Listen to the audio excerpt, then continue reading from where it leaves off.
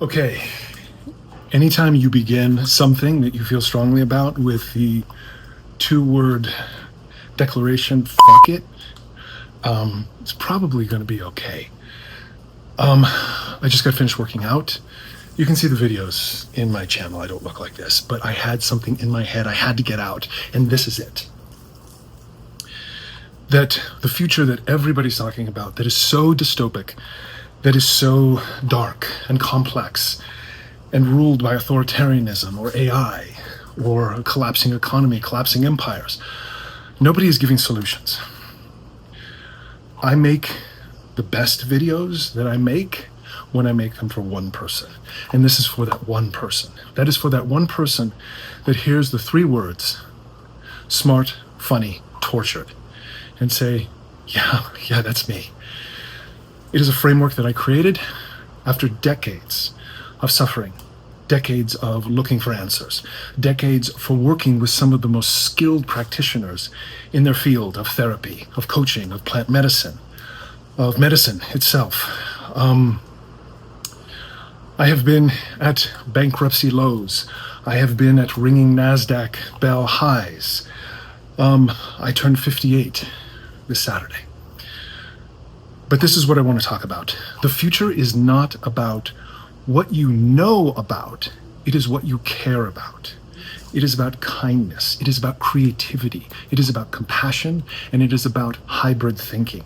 It is about critical thinking. It is marrying disparate ideas together to create something wholly new. In the Smart, Funny, Tortured framework, I outline SMART being skill, acumen, and lived experience. You tabulate how that adds you up. And okay, so you've got your SMART. Your funny is joy, pleasure, and flow state. What makes those sing? And then tortured is desire, shame, trauma. That's the engine. Imagine if you let your desire run free. What gives you pleasure? What puts you in flow state? What you would like to have experience or skill in, or what you may have experience and skill in, but your shame keeps you from pursuing it, and the trauma just hangs in the back like a tire on the back of a canoe that you're trying to pull. These are the things that are going to make the future livable and prosperous. If we stay within those three things, learn what makes us smart, funny, and tortured, and apply them in service of art, creativity, commerce, even for that matter, and the service of others, that's really all that matters. That's why I'm in a 100-degree garage in Vegas after my workout.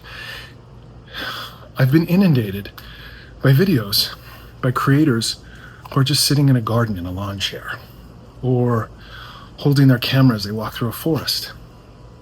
And you can look at the videos that I did before. The content is solid. I stand behind it. The production quality is great while I'm experimenting, learning myself. But is it extremely manicured, professional, wearing a lavalier mic? I hope you can hear me with the leaf blowers in the background. But there was just something missing. I wasn't speaking with passion. I was speaking off of a goddamn teleprompter. There. I'm not this time. I want to be the most authentic I can to you, that one person that I'm talking to. When I facilitate at retreats or when I do one-on-one, which I've done for many years to great success, I'm often told that my presence is felt when I walk in a room. You look at those videos that I've done. There's a presence, but it's not anything that would give comfort, provide emotional safety. These are things that we need to do going forward in this incredibly fucked up world. But yet, art created during times of fascism, stories commanded in the time of crisis are the best ones, and we're entering that period. We are incredibly lucky to go through this next period, and I say that with kind of a cocked head and apologies, because it's going to be rough. Look up the videos of Mo Gadat speaking about AI. He says that a time of incredible abundance is coming. But in between us and that abundance is a ridiculously hard. Even he uses the word dystopian time. The transition is going to be horrible. It is going to be a birth canal. Dark, messy, and some of us might not make it. And that's where compassion, kindness, creativity, art. If you've been a corporate hack like I was for so many years, and you're done, and you're about to be done involuntarily because of productivity changes or AI, find what makes you smart, what makes you funny, and what makes you tortured, and bring them together. If it's baking bread, if it's organizing your neighbors, if it's doing something that isn't, and I understand we have mortgages to pay, we have bills to pay, there is an economic imperative for all of us. But like I said, it is not what you are going to know about that's going to save you. It's what you care about, is what you can dedicate your life to when things get dark. You want proof? Look at what Zuckerberg and Sam Altman are doing. These bunkers. They're not building these bunkers to ride out a 20-year nuclear winter. They're building these bunkers to ride out the extended night of the purge that's going to happen when things begin to collapse.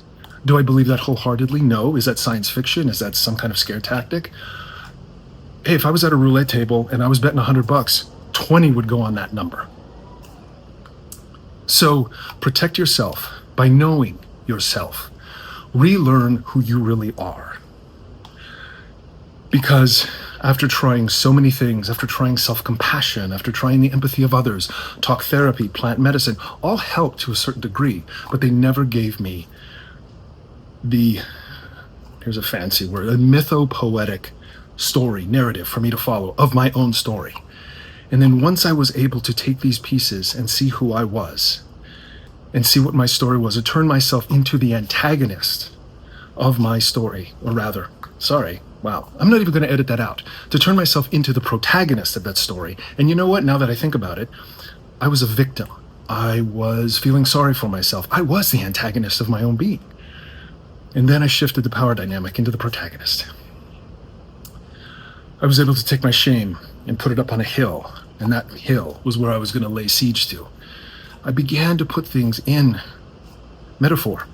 Douglas Hofstadter, fantastic philosopher, author, academic, he believes, and he's proven, that the core of human cognition is metaphor and analogy. That is how we think. That is how we exchange ideas. And that is going to no longer be our purview, our sole ability. We're going to be handing it over to machines. So become more creative, become more passionate, become more kind, because that is what's going to be needed. This is the game plan. It is not learning how to be a prompt engineer. It is not learning the latest cloud technology. Yes, that is secondary. That is how you pay the bills. But when everything really starts to tremble, and when everything looks like it's not going to be the way it was 40 years ago, then you need to pivot. And if you pivot in the direction of humanity, if you pivot in the direction of helping your neighbor, I think we got a shot. Please, pardon my appearance. I just had to get this out. I am taking such a long fucking bomb on this one in posting this up as is. Sure, I may put in the stinger of my logo and maybe some words over my face to hammer them home, but this is it. In my garage, Christmas tree decorations in the background, trash cans, how about that? Try to cover that up with a video. It's like, check out this next video. Leave comments down below. Tell me if this resonates with you. Because I am sick and tired of seeing thumbnails that are like Gen X apocalypse, AI dystopia, Hollywood is dead. Maybe. But where the fuck are your solutions? And your solutions lie in art, lie in kindness, lie in creativity, and lie in sticking together. And then work on whatever the economy is going to allow us to do going forward. To feed our families, to still travel the world, to see beautiful things, to visit friends, to do all the things we have to do. But that's my message. I hope that one person sees this. If this ends up having 3 views and one person saw it, God bless. All right, everyone. Take care. It's going to be okay.